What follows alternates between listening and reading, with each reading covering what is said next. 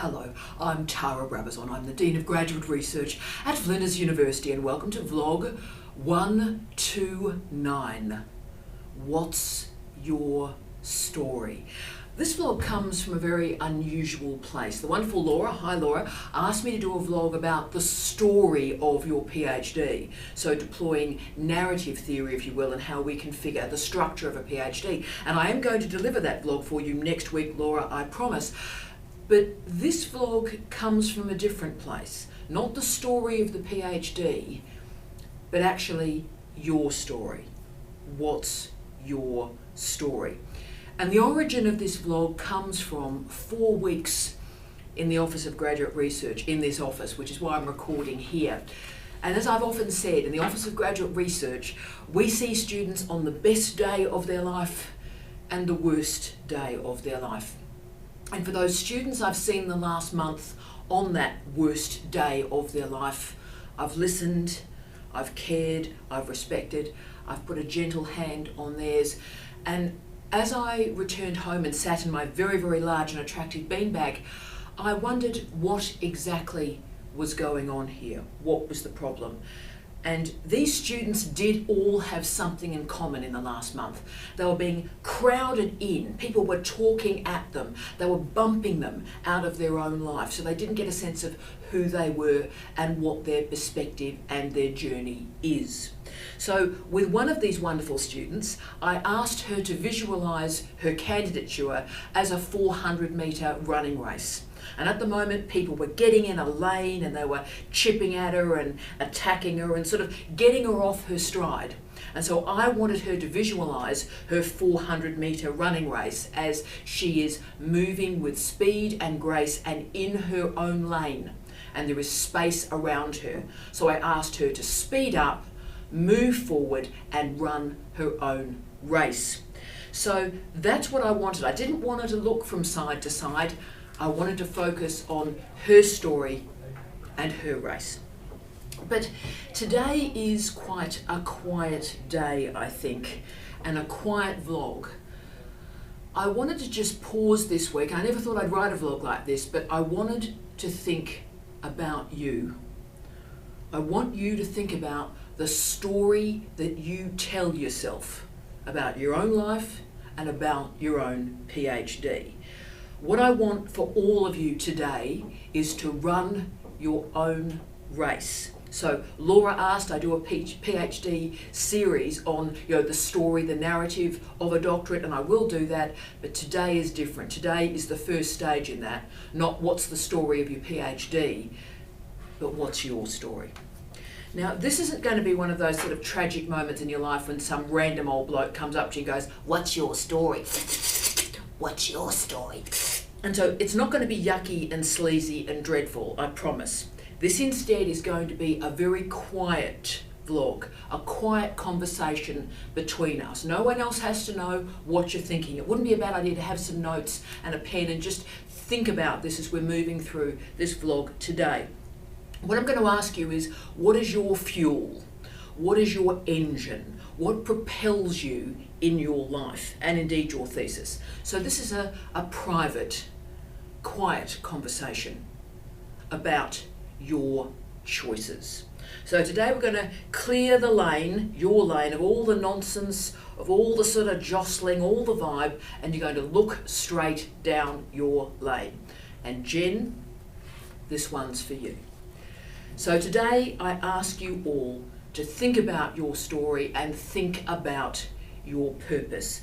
Put an even better way, because people go, "Oh, look, story, that's a bit naff. Journey, that's a bit naff," and I sort of agree with you. But if you think about it another way, what are the t-shirt slogans of your life?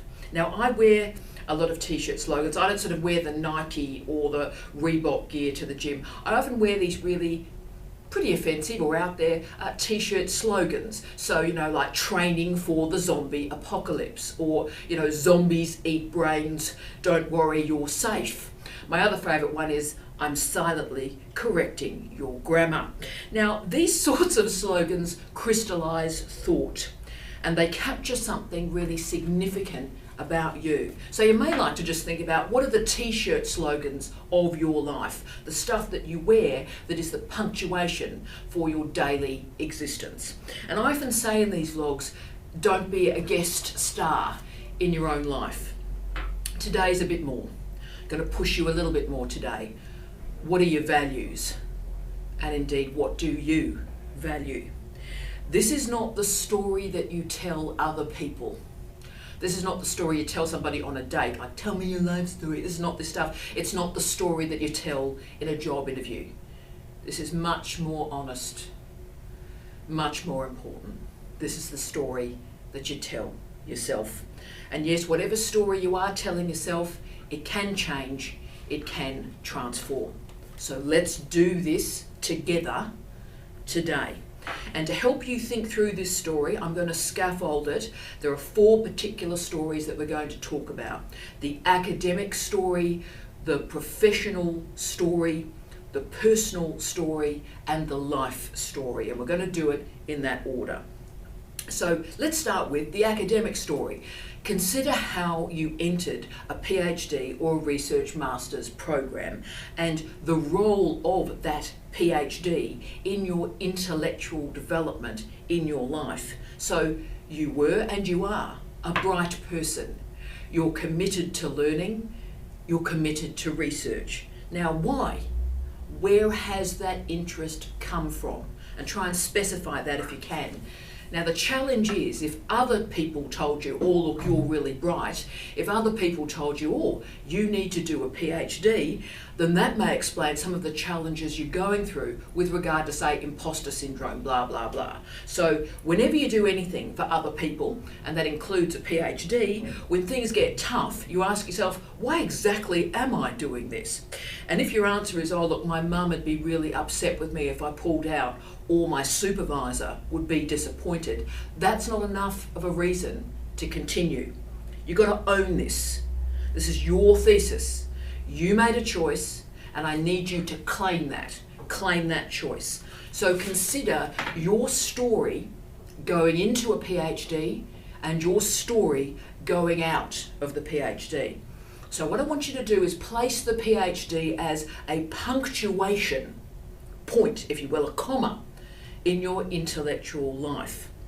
And that'll stop you and block all that imposter syndrome stuff. So start with your story. So how did you get in here? The story might start, I was very successful in my undergraduate degree. I loved honours. The honours project really excited me. I was in a coursework master's and the dissertation really intrigued me. Or I was in clinical practice and there was a problem I was really desperate to solve. Another one of your stories may be, I really, really love science. So that story is important, and I need you to keep that in terms of momentum, movement in your life.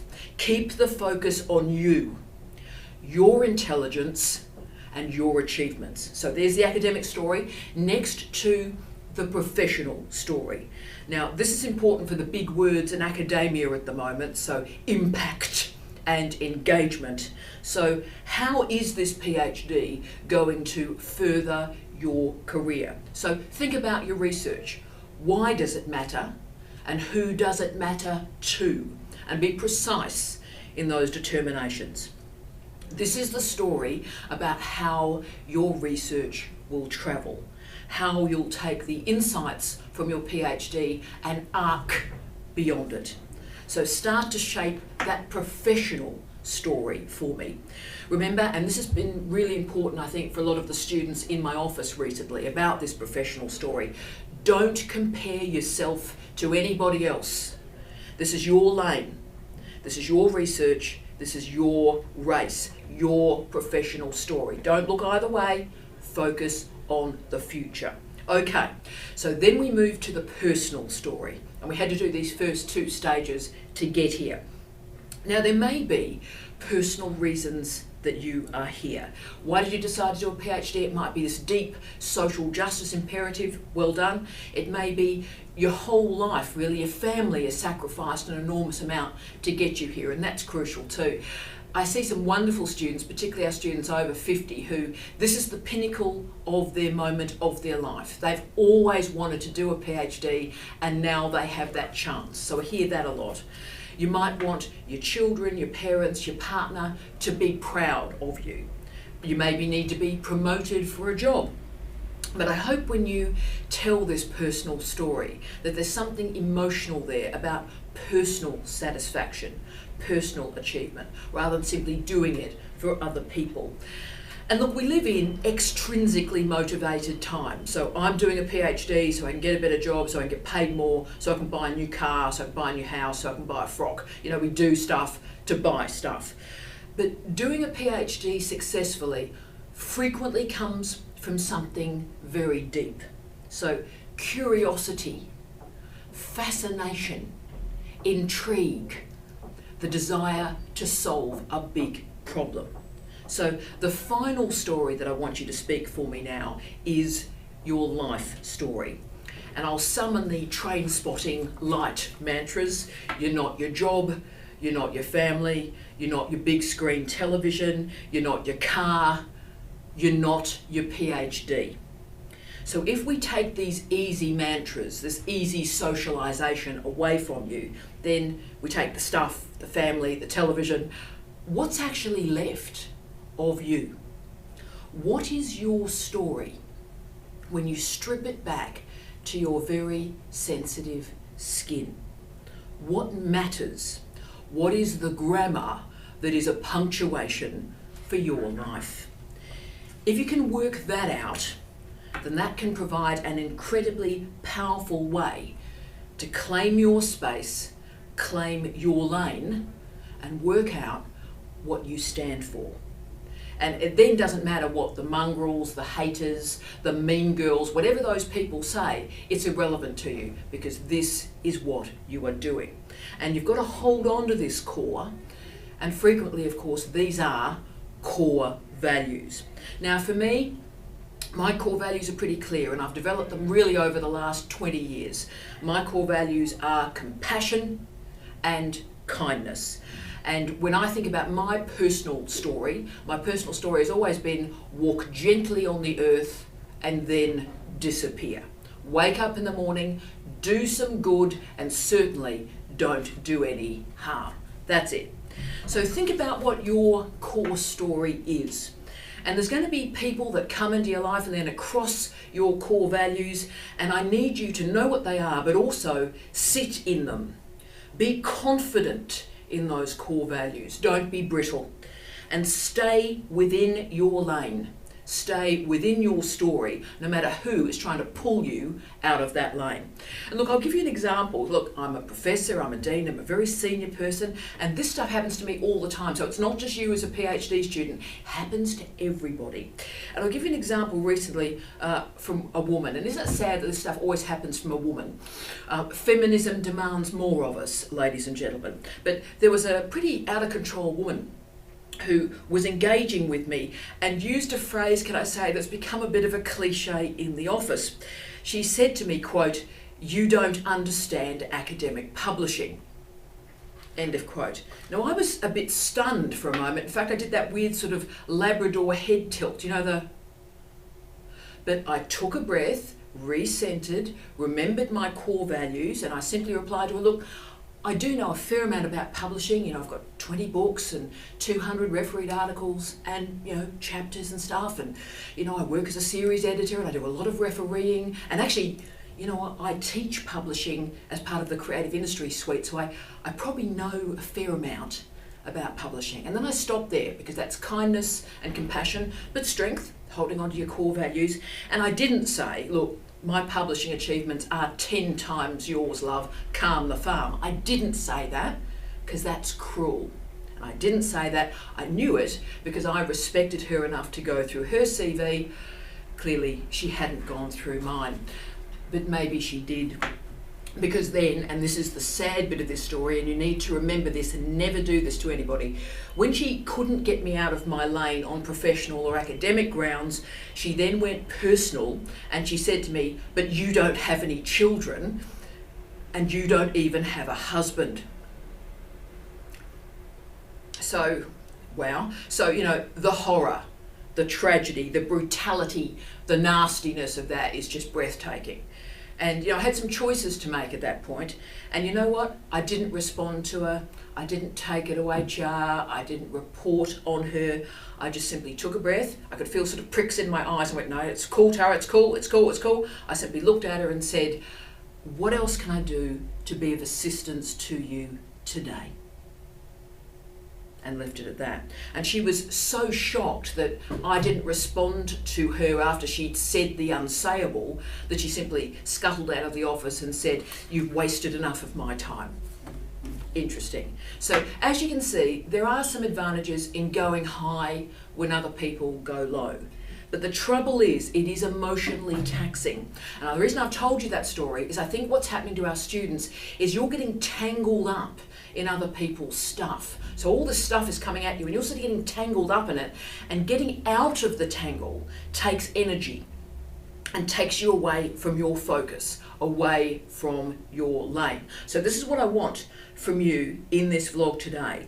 I want to create some separation around you. No tangle, separation. You running your lane. So when people try to get in your face with their weird stuff, it may take you a couple of seconds, but take a breath and hold on to those core values, those stories we've talked about today: academic, professional, personal, and life story.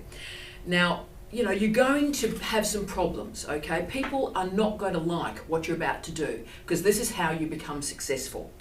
And look, I'm pretty famous in the office that when people write what I term war and peace emails, and we all get them, those war and peace emails when people have had 5 Chardonnays, and they write an 8-page email and they send it to you at 1 a.m. in the morning. You know those people? We all get those emails, bless. Now, I always respond to those 8 pages of an email during office hours with one word, and that one word is noted. Noted. So the point of this is you do not have to deal with other people's insecurity, weakness, fears, or anger. You don't have to deal with their stuff. You just simply note it. I note your issues, move it to the side, move it out of your lane, keep running. Center yourself, keep moving. So the final point I want to make during this really unusual vlog, I never thought I'd do one like this, but I wanted to sort of just talk about those really, really, really dreadful times where staying in your lane is not even an option. So when dreadful things happen and you can't simply note it and move on. And the point is, I do want you to be gentle with yourself, okay? I know I'm very demanding of you all. I ask you all to give me your best. Lift, lift, lift, lift. Give me something fabulous. Keep going. Because research is such a privilege, and doing a PhD is such a privilege. But look, during a 3-year candidature, in fact, during any 3-year period of our lives, something truly shocking and terrible will happen to you. And our character, as I've always said, are judged during the bad times, not the good. When things are good, people are nice to you. It's fantastic, it's fabulous, you're doing well. When things are bad, it can be isolating, horrifying, and shocking. And we learn a lot about ourselves during these times. And during these times, particularly when we're doing a PhD, we have some serious choices to make. So in those times, all these stories that I've talked about today tend to evaporate. They just can't hold on to us. We panic and we become lost. And look, I understand that. When the worst happens, what I'd advise you think about doing is create a micro story, one of those t-shirt slogans, if you like, to get you back into your lane again. So the first thing you have to do is just acknowledge that something dreadful has happened. Business as usual is not possible. Many of your stories will stop. So, a relationship may break up, you may lose your house, a family member might get sick, bad stuff happens, right? And during periods like this, you might say, you know what, the thesis doesn't matter. And you know what, it might not. But you need to make a decision at that moment. Say, am I going to remain connected to my thesis, or am I going to stop my thesis? Both are legitimate decisions. But you have to do something. You have to recognize that this is a break that this is a rupture, and you're going to have to do some work to get going once more. And if it helps, let me tell you the t-shirt slogan I used when Steve died. Now, of course, I'm a good researcher, and so I researched, right, well, okay, so what happens to a widow in the day, the week, the month and the year after your husband dies? So that was, I said, well, look, let's do this as a research project and let's find out what's in front of me. And look, I was pretty shocked and somewhat rattled to see that a woman who lost her husband in her 40s had a shocking death rate in the year after her husband died. Now, I did not know that. And sort of, when you're sort of reading research and you go, oh, that would be me. Oh, that's me. Oh, this is unfortunate, that's me. So that certainly focused the mind. And that was really useful to me. So my t-shirt slogan after Steve's death was survival and momentum, or breathing and moving. So what am I doing today? I am breathing and I am moving. And look, even in this dreadful, dreadful year, I've never got sick, I've never missed a day of work, and I'm okay. I'm actually okay. And to my amazement, I didn't know this, in this year, I've produced a book, 4 refereed articles, 3 book chapters. What else have I done? I've supervised more PhD students to completion this year than in any other moment of my career, and the Office of Graduate Research is staffed by the most incredible people that have created a team and are making a difference. Now, I didn't realise any of this until I was preparing this blog, because my focus has been on breathing and moving. But I've been kind to myself, as I want you to be kind to yourself. Know your limits and understand why those limits are important. Now, you guys, like I had to live with that mantra, like widows in their 40s don't make it. So that will focus your mind as a mantra, and it means you have a t-shirt slogan to manage it. But remember, you've got a mantra as well.